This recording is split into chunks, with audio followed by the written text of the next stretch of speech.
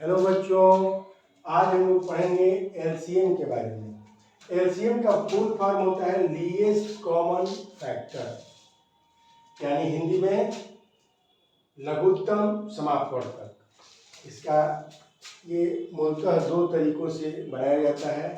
एक विधि है इसका अभाज्य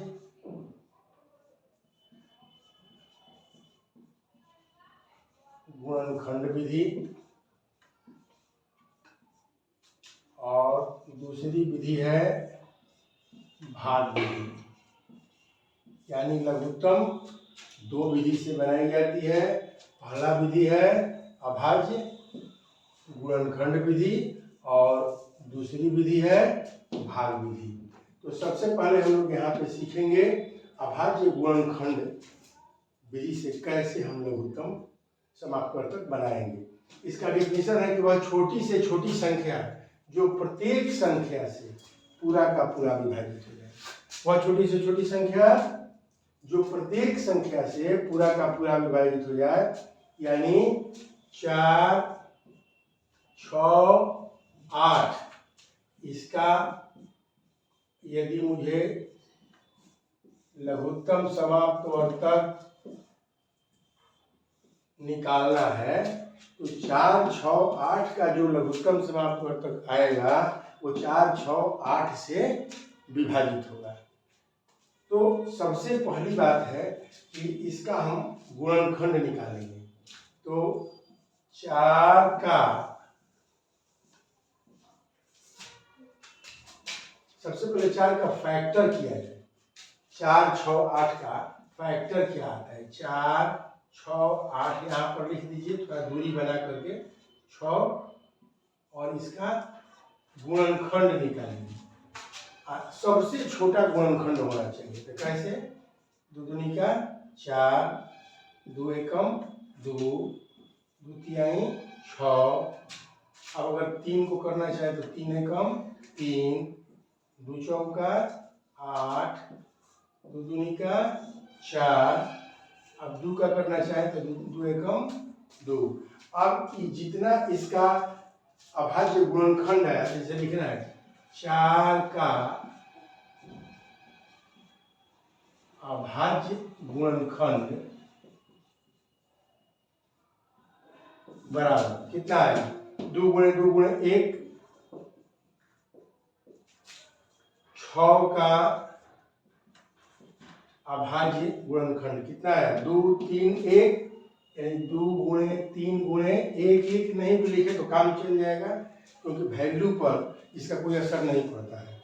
अब 8 का देखिए, 8 का अभाज्य गुणनखंड बराबर 2 गुणे 2 गुणे 2 गुणे 1।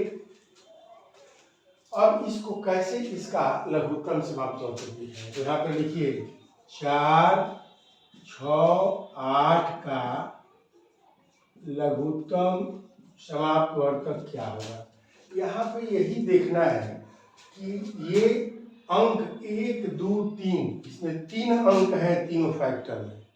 तो ध्यान यही रखना है कि ये या तो ये ले लें, ये अंक 2, 2, 2, और नहीं तो ये तीनों ले लें। एक ही बार लिया जाएगा। तो जैसे मान लीजिए कि हम यही ले लेते हैं 2 गुणे 2 गुणे 2। यदि ये 3 अंक हम ले लेते हैं, जैसे मान लीजिए कि इसमें 3 अंक है, तो 2 गुणे 2 गुणे 2 यदि हम ले लिए तो फिर हम 2 गुणे 2 गुणे 2 इसमें नहीं लेंगे। अब 2 का काम खत्म। सबसे ज्यादा जो गुणनखंड है उसको ले लिया। अब 1, 2 है तो इसको नहीं लेंगे, 2 2 है तो इसको नहीं लेंगे। अब इसमें बचा क्या है? 1 और 3 बचा। तो 1 बचा, 1 का कोई फर्क ही नहीं पड़ता है, और 3 बचा, 1 3 भी ले लीजिए। इस तरह से लेकर के और इसका इसमें मल्टीप्लाई कर दिया जाता है। 2 दूनी का 4, 4 दूनी 8, 8 एकम 8, और 3 का 24। और जो ये गुणनखंड इसका प्राप्त हुआ वही 4, 6, 8 का लघुत्तम समापवर्तक हो गया। अब ये जो है आपका अभाज्य गुणनखंड विधि। अब भाग विधि से यदि निकालना हो तब कैसे लघुत्तम निकालेंगे? तो यहाँ पर देखा जाए 4, 6, 8 का, तो 4, 6, 8 का लघुत्तम कैसे निकालिएगा? अमूमन इसका फैक्टर कर दिया जाता है 4, 6, 8 का। ध्यान ये रखा जाता है कि एक या एक से अधिक अंक से भाग लग जाए। जिसे हम 2 अंक लेंगे, 0 और 1 नहीं लेते हैं। 0 अंक इसलिए नहीं लेते हैं कि 0 और 1 का कोई भी असर अंक पर नहीं पड़ता है। 0 से अगर भाग देंगे 4, 6, 8 में तो अनंत हो जाएगा। 1 से भाग देंगे तो 1 में भाग देंगे 4 से तो 4 बच जाएगा। फिर 1 से भाग देंगे 6 में तो 1 प्राप्त होगा। फिर 1 से भाग देंगे 8 में तो 1 प्राप्त होगा। 0, 1 का असर नहीं पड़ता है, इसलिए हम लोग 2 से भाग लगाते हैं। हमारा सबसे छोटा फैक्टर का गुणनखंड 2 होगा। तो 2 दूनी का 4, 2 का पहाड़ा 3 बार पढ़ेंगे, 2 तिहाई 6, 8 का पहाड़ा 2 का पहाड़ा 4 बार पढ़ेंगे तो आ जाएगा 8। फिर देखते हैं कि 2, 3, 4 में कौन सा ऐसा अंक लें कि 1 या 2 से ये विभाजित हो जाए। तो 2 और 4 है जो 2 से विभाजित हो जाएगा। 2 लीजिए, 2 एकम 2, 3, 2 दूनी का 4। अब 2 और 3 है जो कोई भी 2 अंक विभाजित नहीं होने वाला है। तो इसका क्या हो जाएगा? देखिए यहाँ पे 4, 6, 8 का लघुत्तम समाप्त वर्तक बराबर, अब इसका गुणनखंड 2 गुणे 2 गुणे 1 का कोई असर नहीं होने वाला है, गुणे 3 और गुणे 2। तो 2 दूनी का 4, 4 एकम 4, 4 तिहाई 12, 12 दूनी 24। इस तरह से दोनों का उत्तर हमारा सेम आएगा, चाहे हम अभाज्य गुणनखंड विधि से बनाएं चाहे भाग विधि से बनाएं। अब सवाल उठता है कि किस विधि से बनाएंगे। तो प्रश्न में अगर दिया रहे कि 4, 6, 8 का लघुत्तम समाप्त वर्तक निकालिए, तो या तो आप इस अभाज्य गुणनखंड विधि से बना दीजिए अथवा भाग विधि से बना दीजिए। आप अगर ये खोल दे कि नहीं आप भाग विधि से ही बनाइए तो इस विधि से बनाइएगा, अभाज्य गुणनखंड विधि से बनाइए तो इस विधि से बनाइए। HCF कैसे बनाएंगे? HCF बहुत लोगों का गड़बड़ा जाता है। तो इसका प्रोसेस है कि ये HCF 2 विधि से बनाया जाता है। HCF का मतलब होता है हाईएस्ट कॉमन फैक्टर। इसका फुल फॉर्म H से हाईएस्ट, C से कॉमन, F से फैक्टर, और हिंदी में महत्तम समाप्त वर्तक इसको कहते हैं। इसका डिफिनीशन है कि वह बड़ी से बड़ी संख्या जो प्रत्येक संख्या को पूरा का पूरा विभाजित कर दे। यदि हम 2 अंक या 3 अंक का महत्तम समाप्त वर्तक यानी HCF निकालेंगे तो जो प्राप्त होगा उससे उस संख्या में भाग देने पर वो पूरा का पूरा कट जाता है और वो सबसे बड़ी किसी बड़ी संख्या होती है। इसलिए इसका डिफिनीशन है कि वह बड़ी से बड़ी संख्या जो प्रत्येक संख्या को, माने अगर 5, 6, 7 का महत्तम हुआ कुछ आ जाए तो उसका जो उससे भाग देंगे तो पूरा का पूरा विभाजित हो जाएगा। तो ये 2 तरह से बनाया जाता है। एक तो हम लोग शुरू से भाग विधि से बनाते हैं और दूसरा विधि जो है अभाज्य गुणनखंड विधि। तो अभाज्य गुणनखंड विधि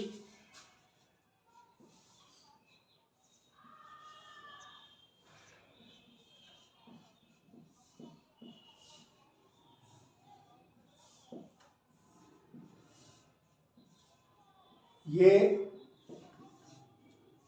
पहला विधि हुआ और दूसरा भाग विधि। ये 2 तरीका है इस HCF के अंतर्गत जो भी सवाल आएगा उसको हल करने के लिए। तो मान लीजिए हमारा पहला सवाल हो 30, 36 और 54। कहेगा कोई कि इसका महत्तम समाप्त वर्तक निकालिए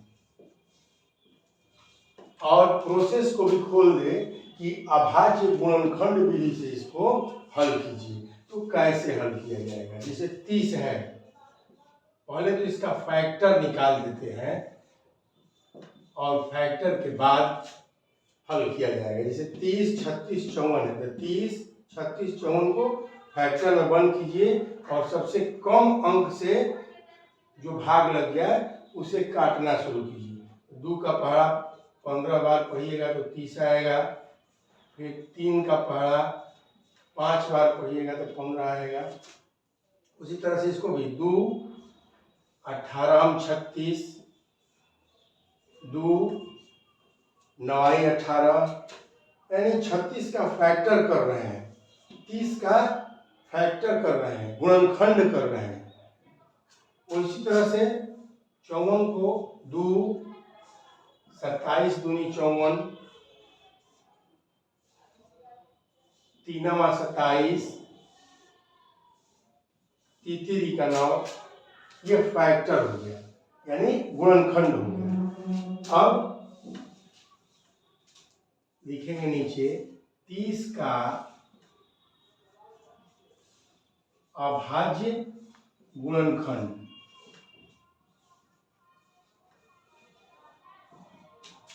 तो अभाज्य गुणनखंड में 30 का क्या आया, 2 गुणे 3 गुणे 5, यहाँ पर लिख देंगे 2 गुणे 3 गुणे 5। 36 को लिखिए, 36 का अभाज्य गुणनखंड। अब इसके गुणनखंड में जो जो है उसको लिखिए, 2 गुणे 2 गुणे 9, 2 गुणे 2 गुणे 9। अब 54 हो गया, 54 का अभाज्य गुणनखंड बराबर क्या हुआ, 2 गुणे 3 गुणे 3 गुणे 3, 3 ठो 3 है।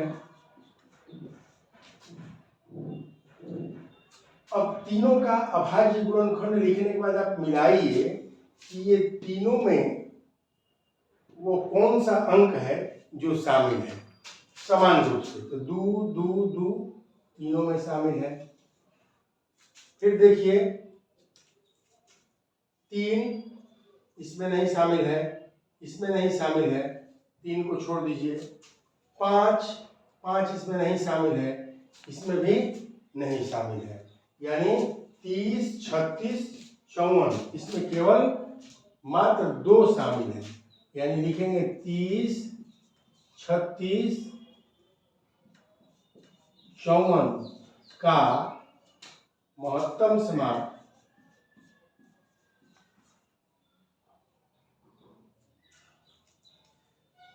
नहीं, एक बार 9 तो ये कट जाएगा, 9 कट जाएगा, तीसरी का 9 का तो फैक्टर हो जाएगा। जिसका फैक्टर हो जाए उसका फैक्टर करना है, यानी 9 के जगह पर हम 3 गुणे 3 लिख सकते हैं। मिनिमम फैक्टर, सबसे कम से कम फैक्टर होना चाहिए। तो देखिए 3 3 3 तो इसमें शामिल हो जाएगा, तो इसको ऐसे, यानी 3 मिल रहा है तो 30, 36, 54 का मौसम बराबर ये 2 एक मिल रहा है और 3 मिल रहा है। ये तीनों में वो अंक शामिल होना चाहिए। यानी 30, 36, 54 का महत्तम समाप्त वर्तक बराबर 3 दूनी 6। ये है आपका अभाज्य गुणनखंड विधि के माध्यम से। अब भाग विधि हो गया, इसी पर हम भाग विधि, इसी सवाल को बनाएंगे और देखेंगे कि भाग विधि से इसका उत्तर क्या आ रहा है। तो भाग विधि का नियम है कि सबसे कम, सबसे छोटा वाला अंक उठाइए और इसके बाद उससे बड़ा अंक उठाइए। तो यहाँ इसमें 30, 36, 54 में छोटा अंक 30 है, इससे बड़ा अंक 36 हुआ।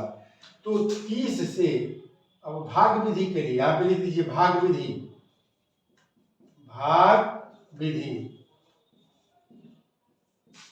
36 में 30 से भाग दीजिए, 30 से,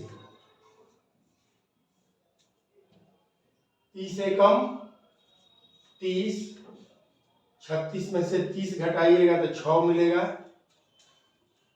यानी भाजक 6 बना दीजिए, 6 से, और फिर 30 से भाग दीजिए। 6 5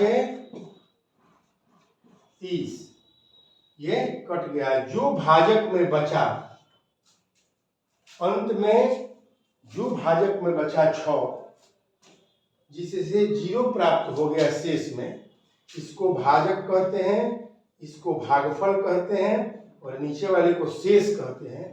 जब शेष में 0 प्राप्त हो जाएगा और उसके वो 6 भाजक के लास्ट इसका भाजक 6 रहा है, तो वही इसका महत्तम समाप्तवर्तक हो जाएगा। यहाँ पे 6 हो गया। अब 6 से भाग दीजिए, अब अंक बचा क्या आपका 54।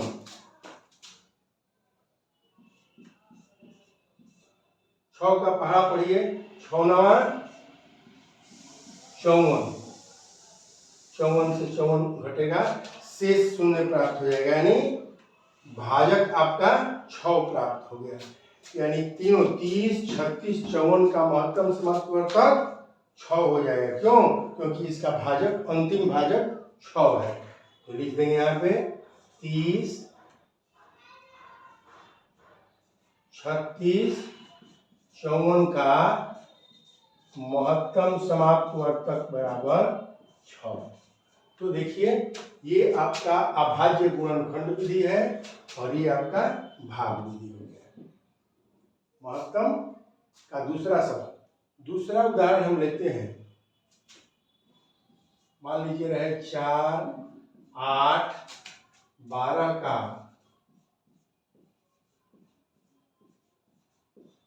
महत्तम समाप्तवर्तक निकालें। 4, 8, 12 का HCF हमें निकालना है। 2 विधि है, या तो सवाल में विधि आपको खोल देगा कि आप अभाज्य गुणनखंड विधि से बनाइए अथवा भाग विधि से बनाइए। अगर दोनों नहीं खोला, कहा कि केवल मौसम निकालिए, तो जो इच्छा करे उस विधि का प्रयोग आप कर सकते हैं। तो 4, 8, 12 का पहले फैक्टर निकालेंगे। लिखिए, सबसे छोटा अंक 0 और 1 का प्रयोग हम नहीं करेंगे, क्योंकि 0 और 1 के प्रयोग करने से इस अंक पर कोई फर्क नहीं पड़ने वाला है। 2 दूनी का 4, अगर 2 को भी कटाना चाहें 2 एकम 2, सबसे छोटा फैक्टर होना चाहिए। 2 चौका 8, 2 दूनी का 4, 2 एकम 2, 2 छक्का 12, 2 तिहाई 6 और 3 एकम 3। इसका न्यूनतम फैक्टर, सबसे छोटा खंड ये हो गया। 4, 8, 12 का हमने तोड़ लिया। अब लिखेंगे 4 का अभाज्य गुणनखंड,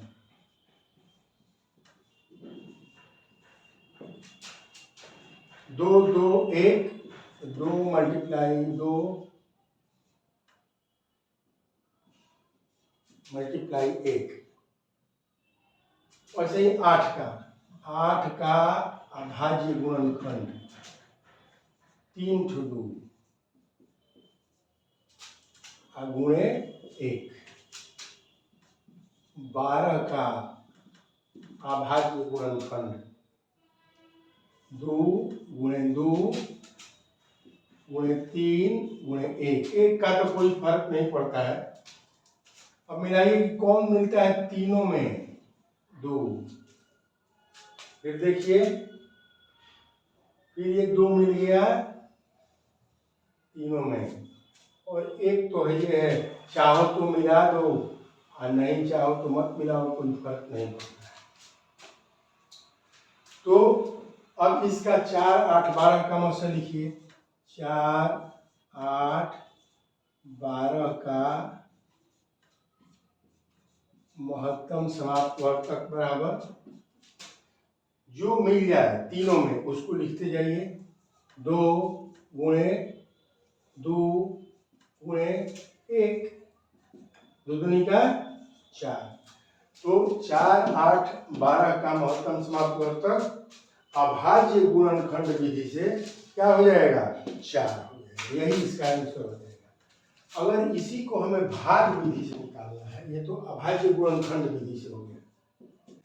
अब भाग विधि से देखिए, हमने 4, 8, 12 जो इसमें सबसे कम अंक है, तो कम अंक है 4, अब इससे बड़ा कौन है तो 8 सबसे कम है।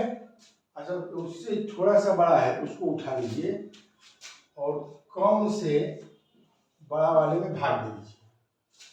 4 का पहाड़ा 2 बार पड़ेगा तो 4 दूनी 8, ये कट गया। यानी जो इसका भाजक है 4, अब यहाँ पर इसको 4 को उठाइए और इससे 8 से जो बड़ा है 12 उसको ले लीजिए और इसे भाग दे दीजिए। 4 तिहाई 12, 4 का पहाड़ा 3 बार पढ़ेंगे तो आ जाएगा 12, 12 में से 12 गया 0, कट गया। यानी ये भाजक अंतिम में जो बचा 4, यही आपका महत्तम समापवर्तक हुआ। यानी 4, 8, 12 का महत्तम समापवर्तक भाग विधि से 4 आ गया। तो ये आपका भाग विधि से हो गया और ये आपका अभाज्य गुणनखंड विधि।